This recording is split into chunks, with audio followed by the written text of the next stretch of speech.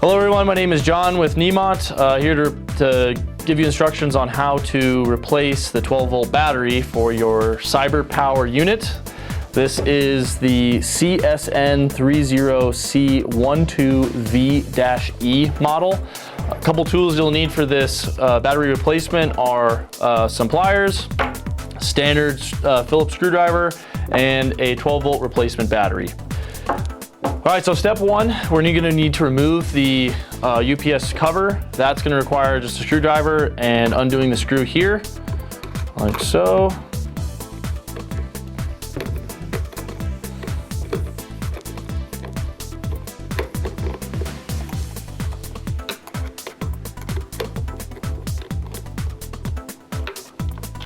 Okay, so once the screw is removed, there's a small latch that's on the back of the device right here, and you'll see just push outward and it'll come off and unlatch.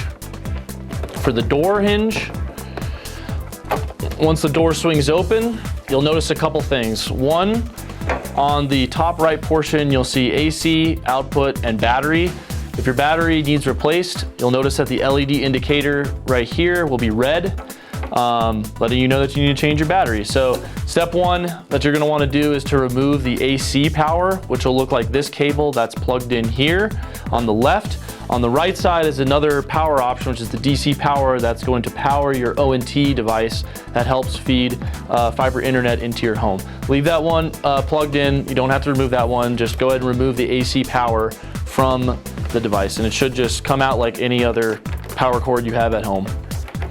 There is a little weatherproof sealing here, just you don't have to worry about having it fall through. You might have to push that back through at the end of the battery install. But you'll notice once I remove that the AC LED will turn red, letting you know that yes, you no longer have AC power. So once that's removed, the first step to replacing the battery is to undo the Velcro located right here. Just undo it. Now there's a small metal latch that's located here on the bottom.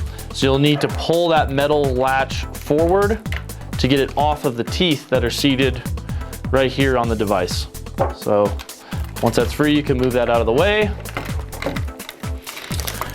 The battery should just be able to easily slide out with the wire still connected. Go ahead and turn your battery. Now for this part, you might need the pliers to remove the positive connection and the negative connection from the battery. For this example, this one's coming off pretty easy, but you want to make sure if you are going to use pliers to grip the plastic piece and the plastic portion of this connector here. Don't grab the wire in the back because you may unseat it from the actual end unit that's underneath the plastic. So once the positive section is removed, go ahead and disconnect the negative section, the black section, and go ahead and take your battery, your used old, the bad battery, dispose of it in the proper waste facility. And you're going to take your new 12-volt battery and you're going to connect it to the unit. So step one, we're going to take the positive connection. You might need to look sideways at it, but you want to make sure that it seats properly into the connection, and you'll hear and feel a click when it's seated properly onto the battery. You'll next take the negative connection, the black cable.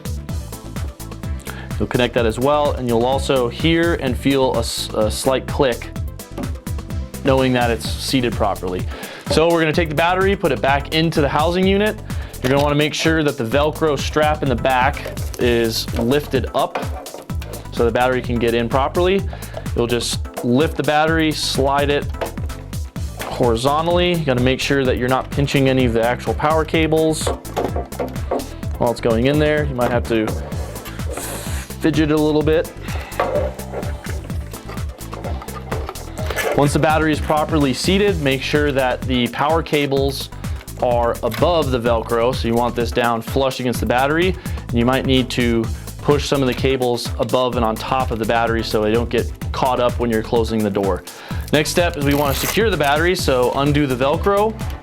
And you can see here, you want to get this metal clamp or this metal hinge here to go over the top of the teeth so it's nice and snug. Pull up on Velcro and seat like so. You'll notice now the battery is nice and secure and won't wiggle and come out. Again, make sure your cables are out of the way. All right, next step is you're going to want to re-plug in the AC power for the unit. So it's okay if this black part comes off here, you can reseat it on that thing pretty easily.